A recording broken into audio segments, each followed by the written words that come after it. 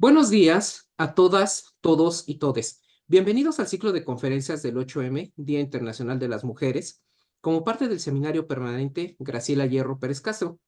Tengo el gusto de presentar a la licenciada Teresa del Carmen Cruz. Nos acompaña para impartir la conferencia que lleva por título La ética feminista de Graciela Hierro y una nueva cultura educativa. Me permitiré leer la semblanza de la licenciada Teresa del Carmen. Ella es licenciada en Filosofía por la Universidad Autónoma de San Luis Potosí. Se tituló con una tesis sobre la filosofía de Leopoldo Sea y la filosofía mexicana de la educación. Actualmente es maestrante en estudios latinoamericanos en la UNAM y trabaja la propuesta ética y educativa de Graciela Hierro.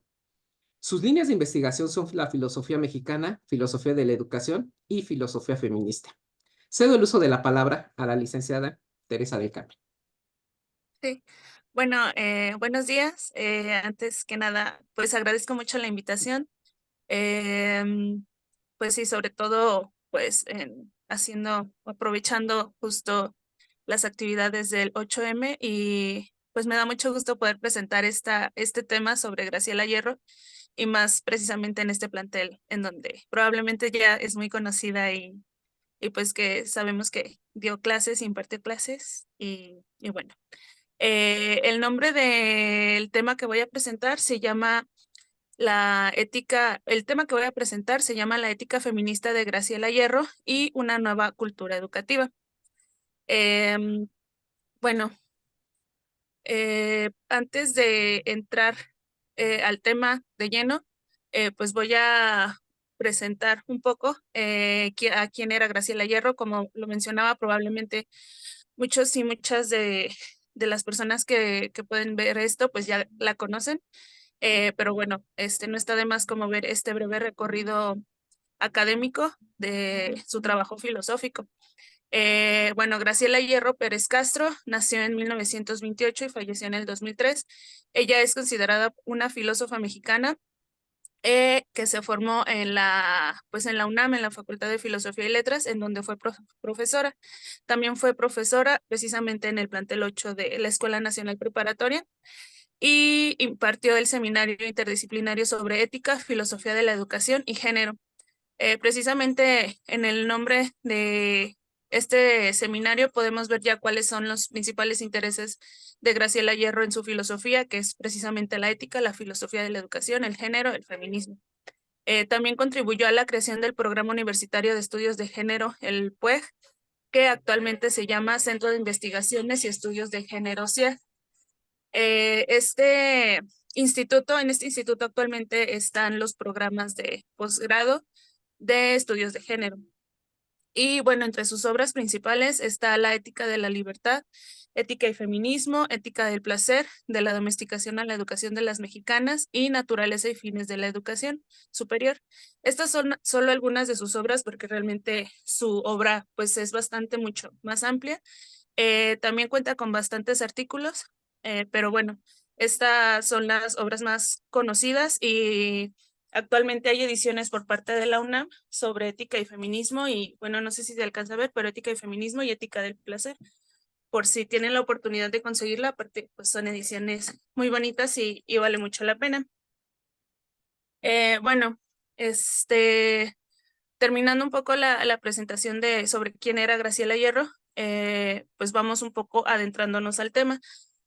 Antes considero que es pertinente hacer un preámbulo lo más breve posible sobre cómo es que se ha constituido la educación en México para las mujeres, para las mexicanas, que esta es una gran labor que hizo Graciela Hierro y este preámbulo es necesario precisamente para entender de dónde surge esta preocupación o por qué es importante preguntarnos eso hasta ahora.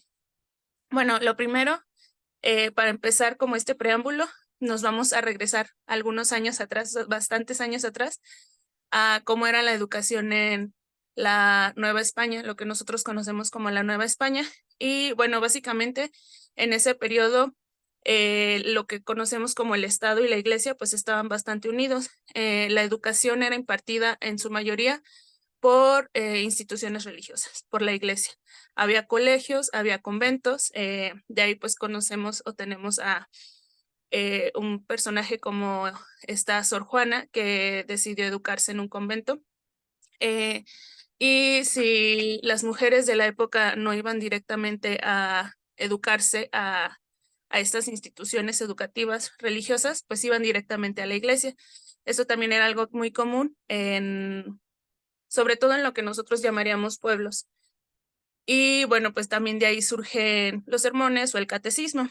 Eh, bueno, es importante esto porque la enseñanza sobre más bien lo que se le enseñaba a las mujeres dentro de estas instituciones educativas religiosas, pues va muy marcado por una moral religiosa católica. Y esta moral religiosa católica lo que decía sobre las mujeres o lo que pretendía enseñar a las mujeres era pues que las mujeres debían estar sujetas al hombre, debían servir a su familia, debían estar en el ámbito del hogar, también que debían destinar su sexualidad a la maternidad y pues muchas ideas que hasta la fecha pues se siguen fomentando desde la religión. Entonces, básicamente, en estas instituciones, pues eso era lo que le enseñaban a las mujeres. Había una idea de la mujer que decía que pues la mujer tenía que estar sujeta al hombre. Y bueno, esto, pues sabemos que pasa el tiempo, llega la independencia, después llega la reforma, en 1867 se da esta separación entre iglesia y Estado, y entonces es pertinente aquí hacer la pregunta de, bueno, cuando se da esta separación entre iglesia y Estado, ¿qué es lo que pasa con la educación? Y bueno, aquí empiezan a surgir, pues surge este concepto de la educación laica y precisamente el Estado es el que empieza a generar instituciones educativas en donde la educación ya no tenga como estas bases religiosas. Pero además de eso, pues también empiezan a surgir instituciones privadas o igual colegios, en su mayoría por parte de la iglesia o pues sí, o de personas que eran afines a la iglesia. Entonces, en estos colegios o en estas instituciones privadas, pues básicamente seguía enseñándose lo mismo, seguía rigiendo esta moral religiosa católica en la educación, pero en la educación por parte del Estado, en la educación laica, esto fue cambiando. ¿Por qué? Porque al no tener estas bases religiosas, se intentaron sustituir con bases científicas. También es en esta época cuando se introduce el positivismo en la educación en México. Entonces, el positivismo lo que propone, pues es precisamente que la educación tenga bases científicas y que parta de una definición del ser humano, de lo que él es naturalmente o biológicamente.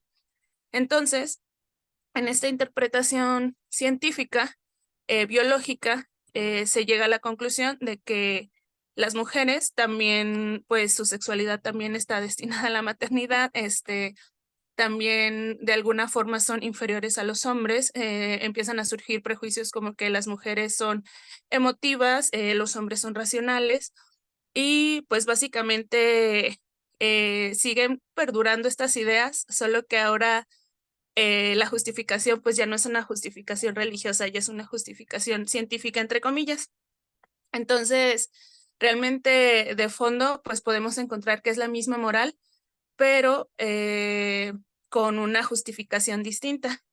Esto, pues a primera vista podríamos, yo creo que en este punto, las personas que pues hemos pasado por la educación formal, no lo hemos vivido de la misma manera, podemos decir, ay, pero no se nota tanto esta moral o esta idea de la mujer de que debe estar sujeta al hombre o que debe dedicarse al ámbito del hogar. Sin embargo, en ese tiempo sí se veía muchísimo. ¿Por qué? Porque incluso los planes de estudio para mujeres y para hombres, para niñas y para niños, pues era muy distinto.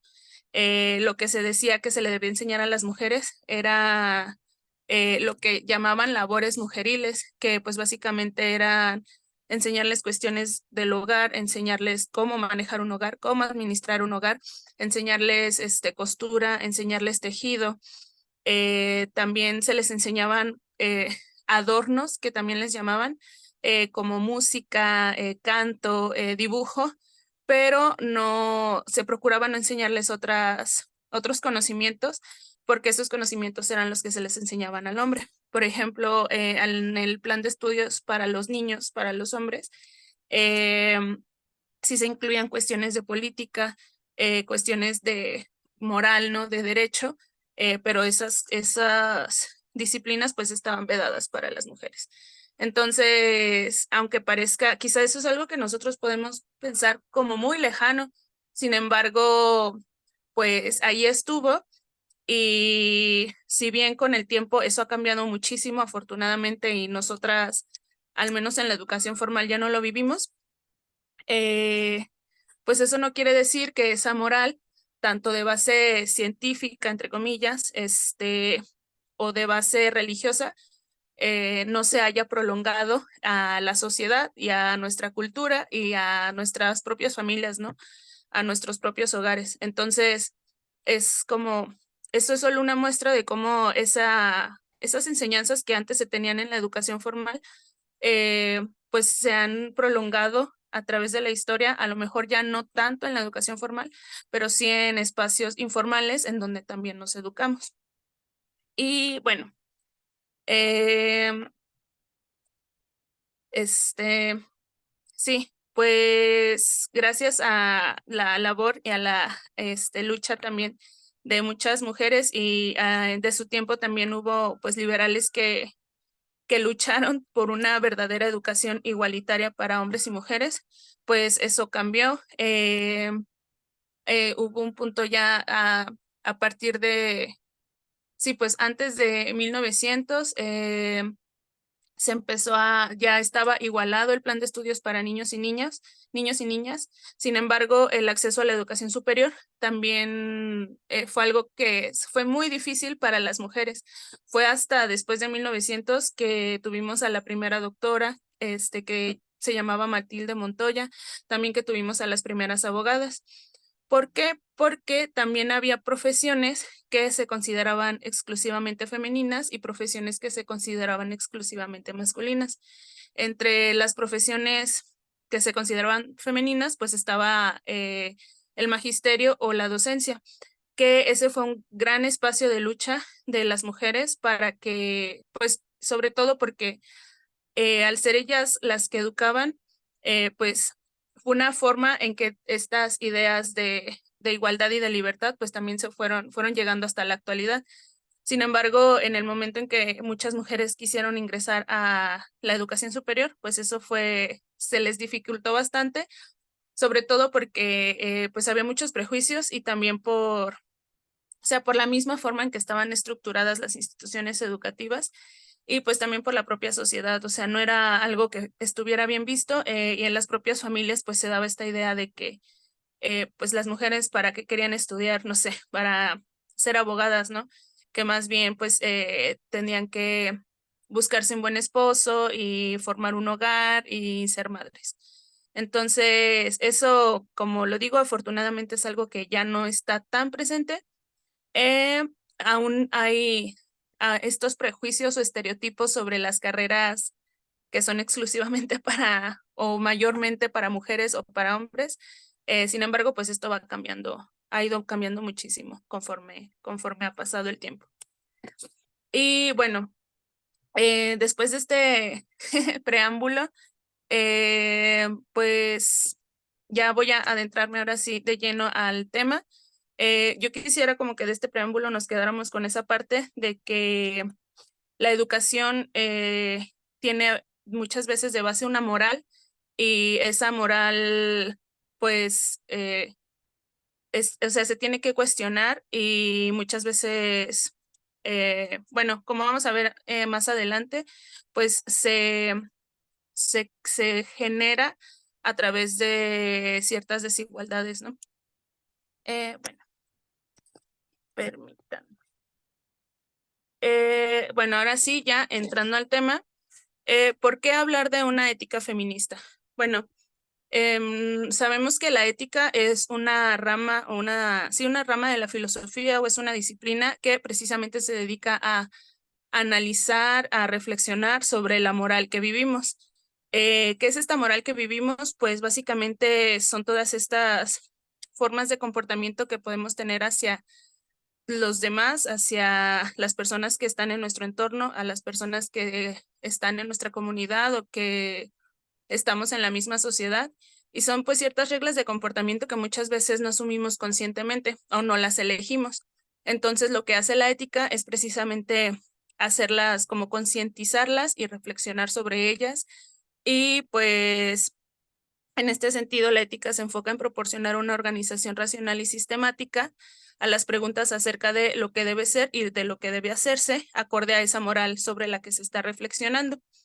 Eh, bueno, es una ética feminista. ¿Por qué? Porque precisamente parte de la reflexión sobre una moral que sustenta una condición de opresión femenina, que es como la moral que vimos anteriormente, que ha sustentado mucho tiempo la educación en México, teniendo estas ideas de que pues la mujer debe estar sujeta al hombre o debe solo ser madre o dedicarse al ámbito del hogar.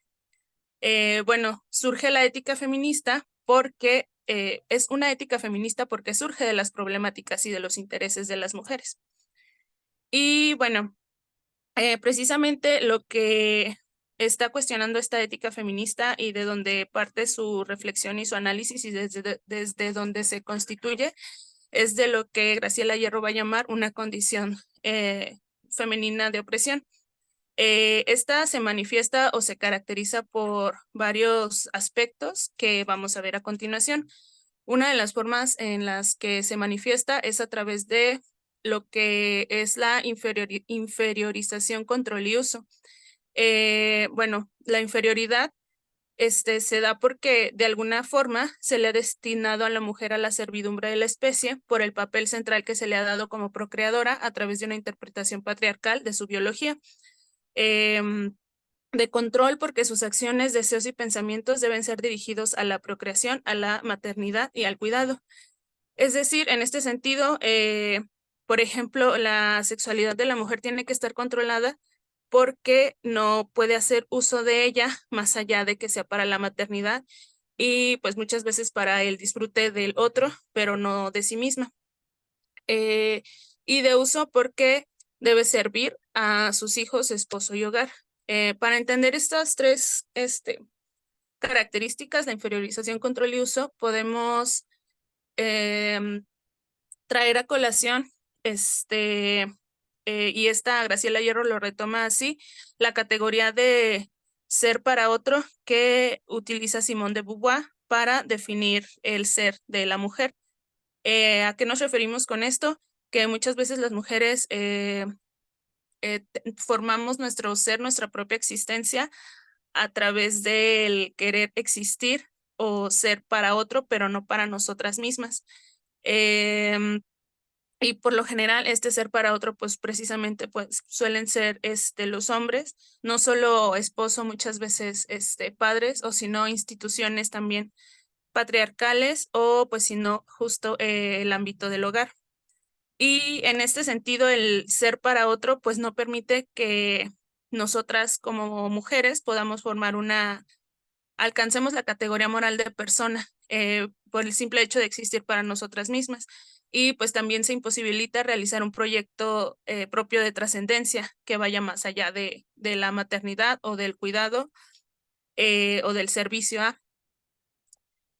Bueno, entre las otras características que vamos a ver en las siguientes diapositivas está la doble moral sexual. Esta doble moral sexual básicamente es cuando como darnos cuenta de que la moral que rige el comportamiento de los hombres no es la misma moral que rige el comportamiento de las mujeres.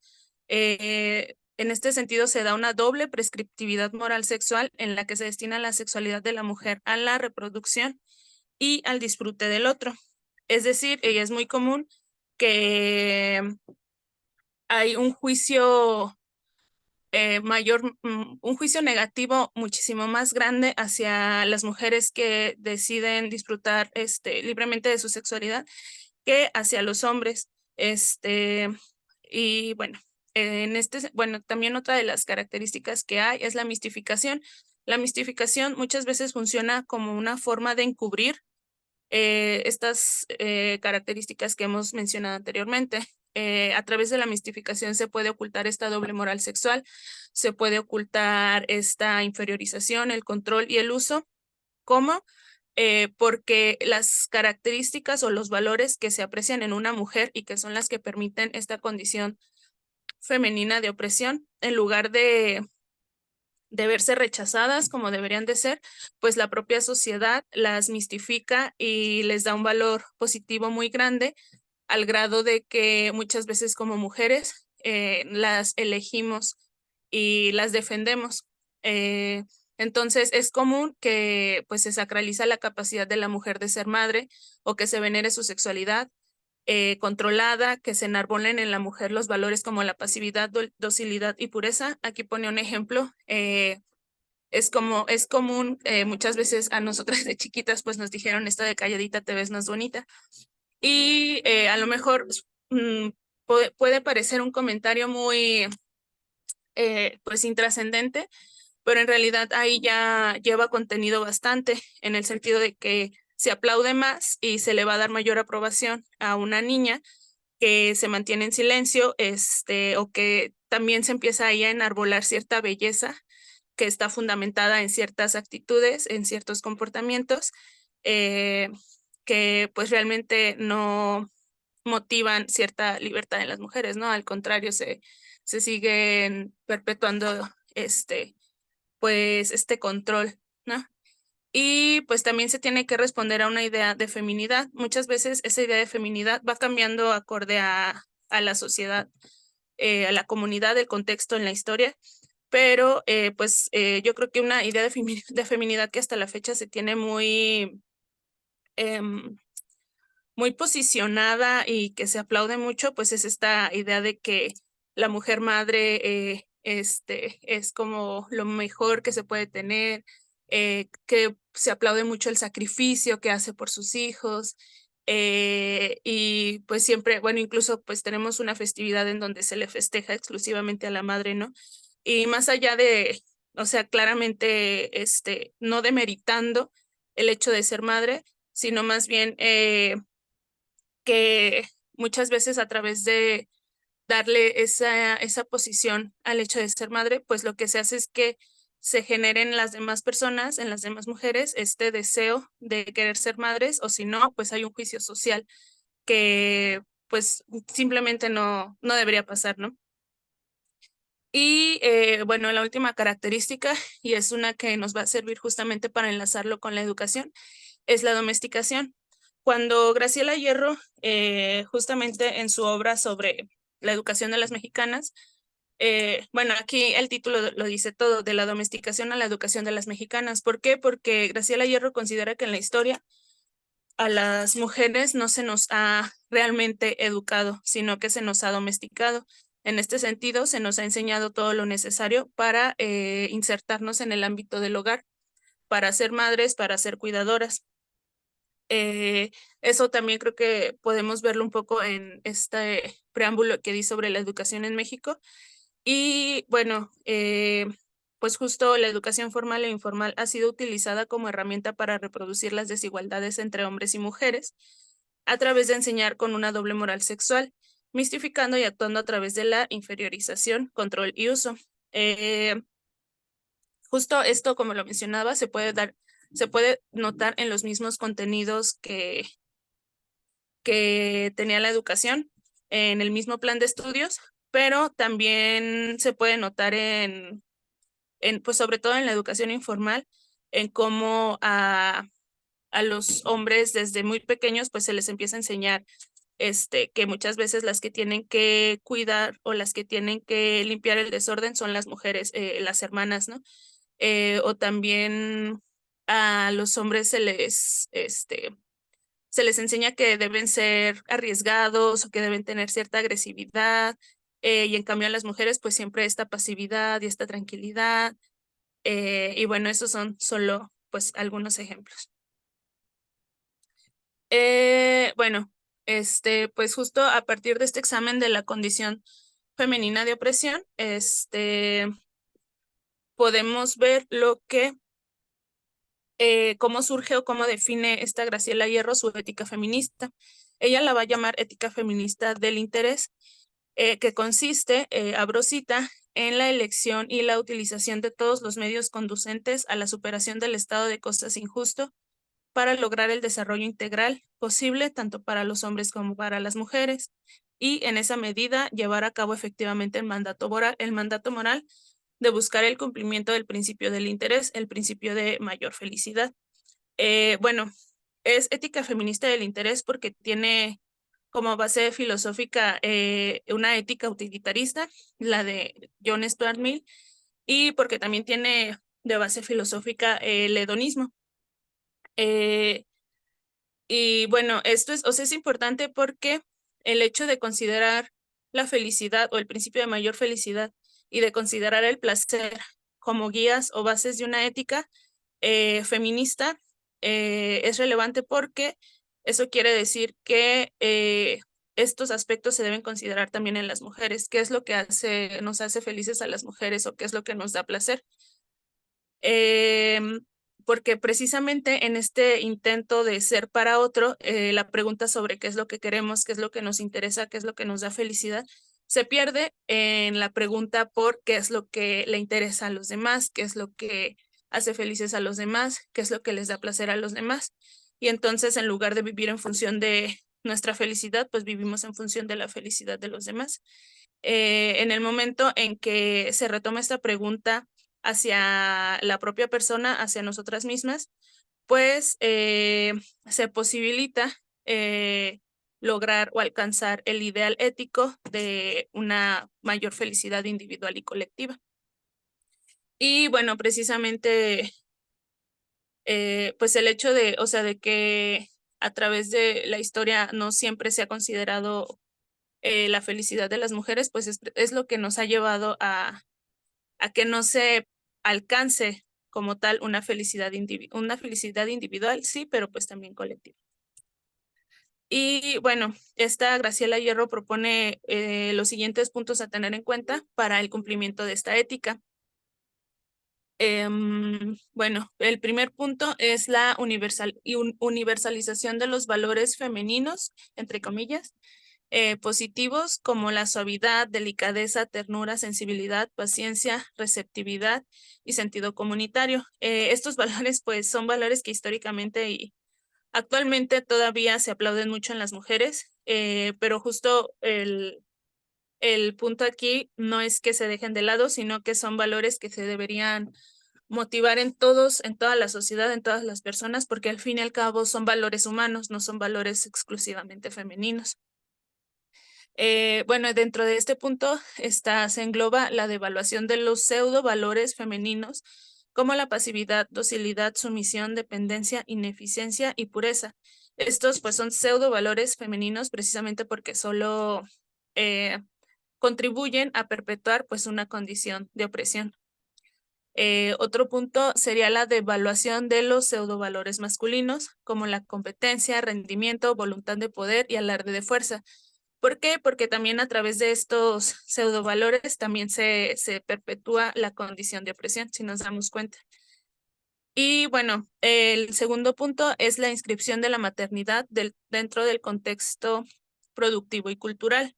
Este implica la apropiación del cuerpo femenino y de sus productos, el número de hijos, básicamente el hecho de que como mujeres tengamos la libertad de elegir si queremos ser madres o no y cuántos hijos queremos o no queremos tener.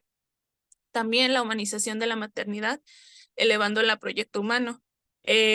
Justo la diferencia aquí es que la maternidad no sea un destino eh, o que nuestro ser no se vea comprometido por el hecho de elegir o no elegir ser madres, que más bien sea algo que se elija libremente. Y bueno, dentro de este punto también está la humanización de la paternidad, elevándola al valor de la maternidad como proyecto humano.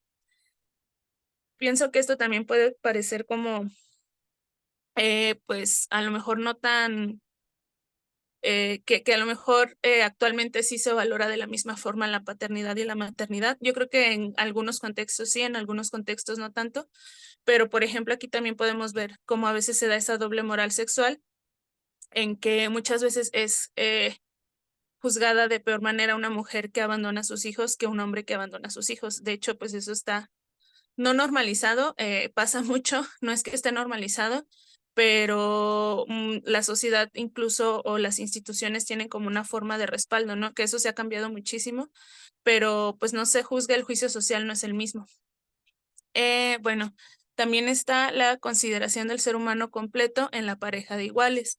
Esto implica elevar la creación cultural femenina y consolidarla, que yo pienso que eso es algo que ya se da muchísimo y que hay que aplaudir, celebrar y seguir haciendo y hacer el énfasis de la acción comunitaria. Esta acción comunitaria, pues justo se debe dar eh, de forma igualitaria, tanto hombres, mujeres, niños, disidencias, etcétera. Y por último punto está la creación de una nueva cultura. En realidad, con todos los puntos que mencionamos anteriormente, ya estaríamos hablando de una nueva cultura, ya que estos puntos trastocan el orden de valores que hay en la sociedad y la moral que nos rige como sociedad. Entonces, con el solo hecho de trastocar eso, pues ya se está viviendo de una forma distinta y ya se estaría teniendo una cultura distinta. Pero hay que hacer énfasis en la importancia que tiene la educación, una educación distinta, una nueva cultura educativa para crear una nueva cultura. Eh, Esta Graciela Hierro lo llama como una revolución copernicana de la educación femenina. Bueno, esta revolución copernicana de la educación femenina, que precisamente nos va a llevar a una nueva cultura educativa, tiene las siguientes características. Permítanme. Em, bueno, todas estas características que voy a mencionar se engloban en que las mujeres deben tener mayor participación en el ámbito intelectual, social, cultural y político. Bueno, comenzando porque las mujeres no siempre han tenido las mismas oportunidades educativas. Por ejemplo, pues en este recorrido que hacía sobre la educación, mencionaba que efectivamente había mujeres, había niñas que iban a las instituciones educativas, ya fueran por parte de la iglesia, ya fueran por parte del Estado, pero esto, o sea, iban algunas, pero en su mayoría no iban. Era muy difícil que a las niñas se les permitiera tener educación, ya sea también por muchos prejuicios sociales, muchos, pues sí, reglas o normas que se tenían en las casas, en los hogares. Pero bueno, en realidad la incorporación como en cierto sentido masiva que empezó a haber de las mujeres en la educación, pues se da a partir del siglo XX, ¿no? Y bueno, precisamente por esto, por mucho tiempo, a las mujeres se les ha reducido la posibilidad de constituirse como intelectuales y por ende de dirigir las ideas y las acciones políticas de la sociedad.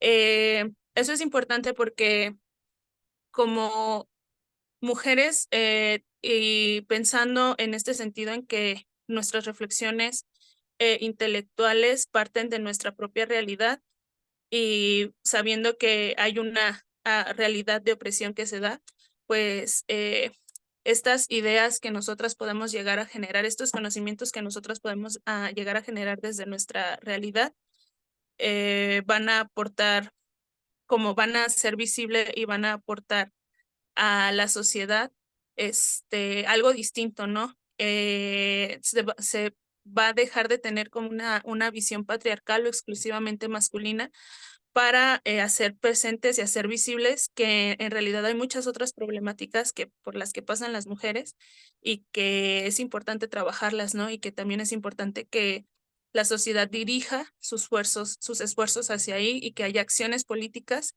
hacia esos fines. Bueno, otro punto, otra característica sería la nueva cultura, que la nueva cultura se debe dar en las instituciones educativas a las que las mujeres tengan acceso, pero también en los espacios informales donde nos educamos. Eh, sí, lo que mencionaba actualmente, afortunadamente, en la educación, pues ya no, en la educación formal y si nosotros nos vamos a leer no sé, el artículo tercero de la Constitución o la nueva reforma educativa, pues ya no se dan como estas visiones patriarcales, morales, sobre que la mujer tiene que estar sujeta al hombre o debe dedicarse al hogar. Eso ya no lo encontramos presente, afortunadamente. Sin embargo, eso todavía se sigue dando bastante en los espacios informales, en donde nos educamos, que el primerito pues sería el hogar, pero pues también en lugares de esparcimiento o en lugares en donde vamos a hacer nuestros hobbies, o en la propia comunidad, o incluso culturalmente, pues se sigue dando. Muchas veces esas expresiones como que se ocultan, pero ahí están y siguen dañando, ¿no? Entonces, no es suficiente con que haya un cambio en las instituciones educativas formales, porque este cambio también, o sea, ese cambio no puede, se puede revertir cuando nos vamos a en las instituciones educativas informales, ¿no? Entonces, en ese sentido, tiene que haber cierta complementariedad. Y pues eso, o sea, yo pienso que uno de los primeros pasos, pues ir cuestionando justo esta moral que nos rige, ¿no? Al menos como para ir desentrañando cuáles son las cosas que sí queremos incorporar a nuestra cultura y cuáles son las cosas que no. Bueno, otro punto importante es que las mujeres deben participar de forma activa, generando y aportando conocimientos y nuevas formas de ver el mundo. Pues se liga mucho con el primer punto que mencionaba. Y el siguiente es que la maternidad y los valores asociados a la reproducción deben dejar de imperar dentro del proceso educativo. Esto implica una superación de la educación entendida como domesticación, lo que también conlleva una transvalorización, que significa eliminar los disvalores considerados femeninos y masculinos. Eh, bueno, como les mencionaba, a lo mejor esto ya no lo vemos tanto en la educación formal, pero sí lo vemos en la educación informal. Y bueno, todavía existe ahí un poco pues de domesticación, un poco se siguen dejando las labores del hogar en manos de las mujeres, en manos de las hijas, en manos de las hermanas. Eh, y si bien ya no está tan de fondo esta idea de es que tú eres la mujer y tienes que hacer esto, pues muchas veces son como, se va dando de una forma, se van reproduciendo estas formas sin darnos cuenta tanto de cuál es la idea que está ahí de fondo, ¿no?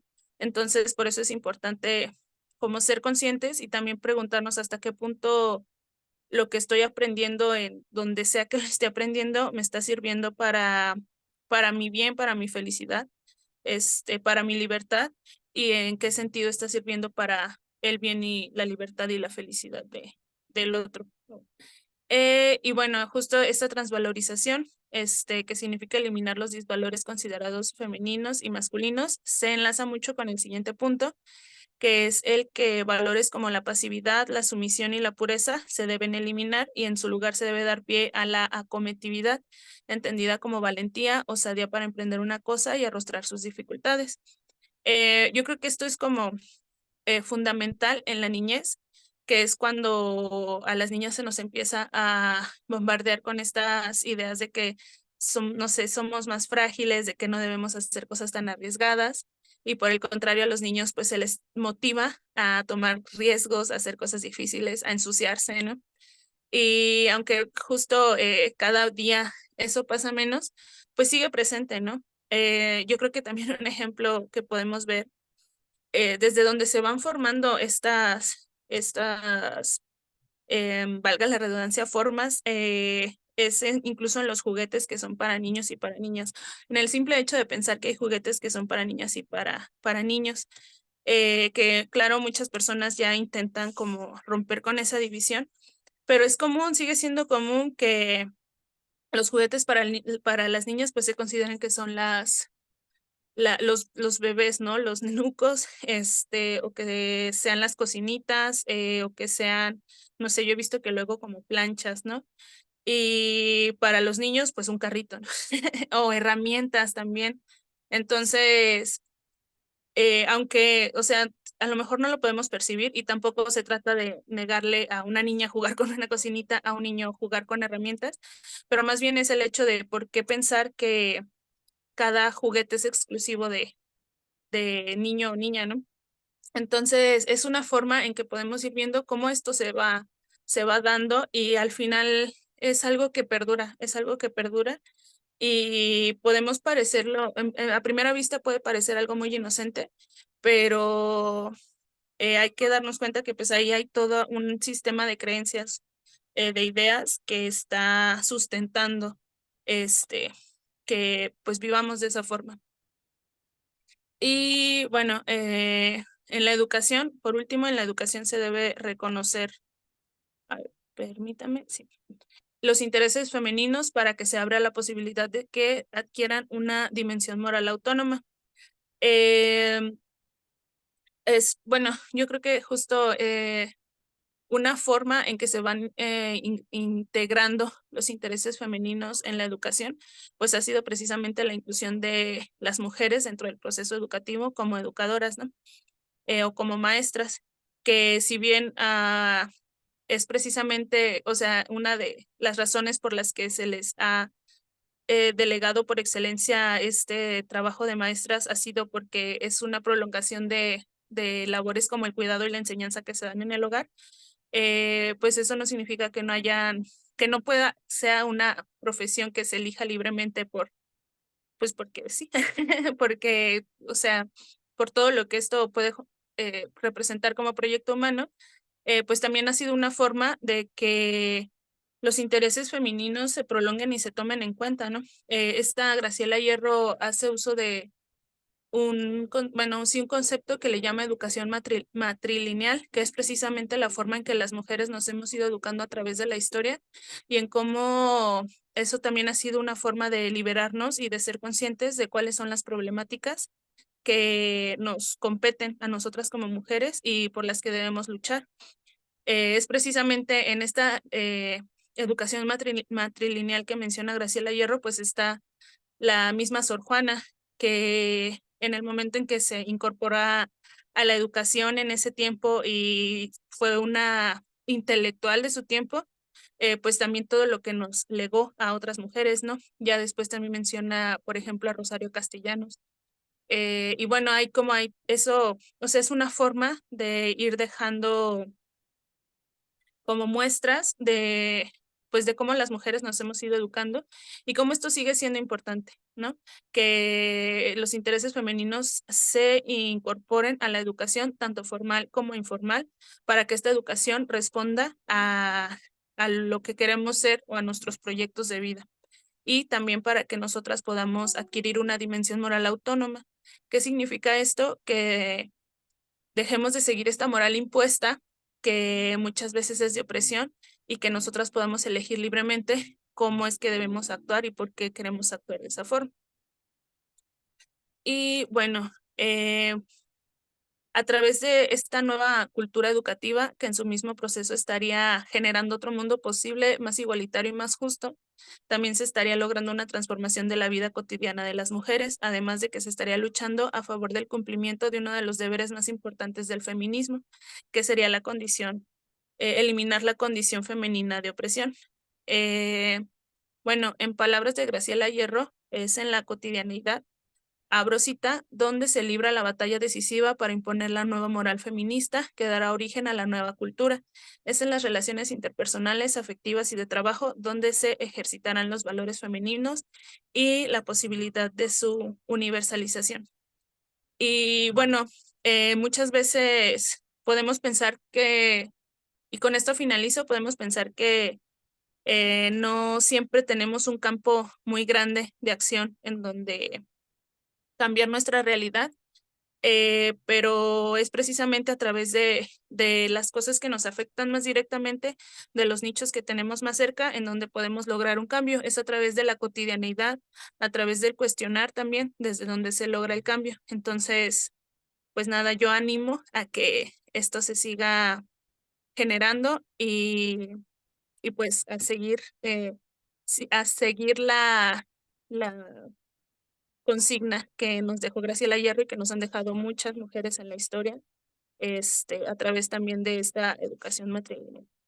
Y pues bueno, eso sería todo. Muchas gracias, licenciada Teresa del Carmen.